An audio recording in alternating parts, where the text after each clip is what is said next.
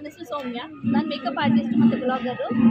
So ಇದು craft exhibition India ಚಿತ್ರಕಲಾ ಪರಿಷತ್ತಲ್ಲಿ so ನಾನಿವತ್ತು ಕ್ರಾಫ್ಟ್ ಇಂಡಿಯಾ ಎಕ್ಸಿಬಿಷನ್ ಬ್ಯಾಂಗ್ಳೂರ್ಗೆ ಇನಾಗ್ರೇಷನ್ ಬಂದಿದ್ದೀನಿ.